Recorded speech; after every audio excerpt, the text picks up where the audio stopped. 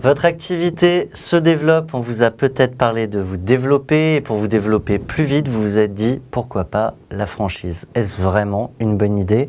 C'est la question qu'on va poser tout de suite à notre expert. Pierrick Belin, bonjour. Bonjour. Pierrick Belin, vous êtes expert comptable et président de Axiom Associés.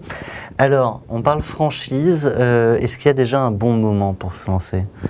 Alors déjà, le premier moment, c'est d'avoir éprouvé le concept. Si on a réussi à avoir un concept éprouvé, c'est-à-dire qu'on arrive à montrer sa rentabilité, effectivement, on peut partir en franchise immédiatement, parce que c'est quand même un bon booster de croissance. Alors, j'ai appris, quand on a préparé cette chronique, qu'il est interdit tout simplement de lancer une franchise sans avoir déjà eu un premier modèle. Ça semble évident comme ça, mais je ne pensais pas qu'il y avait une loi derrière. Effectivement, contractuellement, juridiquement, il faut avoir une ou deux unités pilotes. Et pourquoi les unités pilotes? C'est parce que simplement, ça nous permet de justifier que le modèle économique, justement, est rentable. Alors on parle des opportunités, voilà, on a des auditeurs, des entrepreneurs, des spectateurs qui ont leur activité, qui disent il y a un intérêt potentiellement à lancer, quels intérêts très spécifiquement? Alors aujourd'hui on voit bien que l'économie, le rythme on va dire s'accélère, on a besoin des fois de prendre une place sur un secteur donné, qu'il soit géographique ou un secteur d'activité, et il faut arriver à la prendre très vite, souvent avant les concurrents. Le problème, c'est qu'on ne peut pas tout financer, le développement en fonds propres. Et on n'a pas le don d'ubiquité non plus. Non plus. Et donc, du coup, confier finalement son savoir-faire à un professionnel qui va pouvoir le développer et l'exploiter comme si c'était le sien, puisque ça sera vraiment son entreprise, ça peut effectivement nous permettre d'accélérer notre croissance. Alors ça, c'est les opportunités, c'est le beau côté de la médaille, mais il y a un revers et du coup des risques. Et ça, on en parle peu souvent. Alors, on commence à en parler puisqu'on commence à avoir beaucoup de litiges devant les tribunaux qui commencent à se dénouer.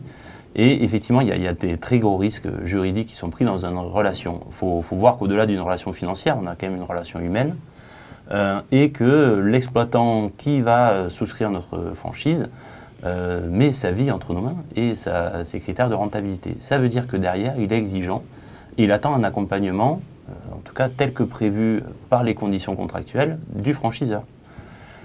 Et le problème, c'est qu'on a des franchiseurs qui ne sont pas à jour ou pas très clairs dans leur contrat, c'est ça? Tout à fait. D'une part, est-ce que le concept a été bien éprouvé? Est-ce que le savoir-faire est bien duplicable? Est-ce qu'il a été correctement rédigé?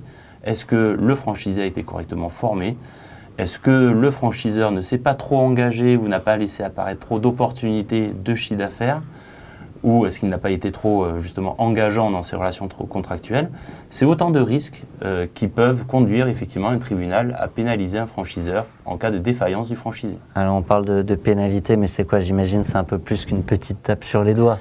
Ça peut être dangereux. Ça peut être très dangereux et ça peut même conduire une franchise carrément au redressement ou en tout cas être condamné à payer des fortes sommes, parce que si vous êtes engagé, ou en tout cas que le franchisé arrive à démontrer que vous êtes plus ou moins engagé sur un montant de chiffre d'affaires, c'est le chiffre d'affaires non réalisé que le franchisé va devoir compenser, non pas la marge, mais bien le chiffre d'affaires, ce qui peut être lourd de conséquences. Cette différence, elle est à la charge du franchiseur.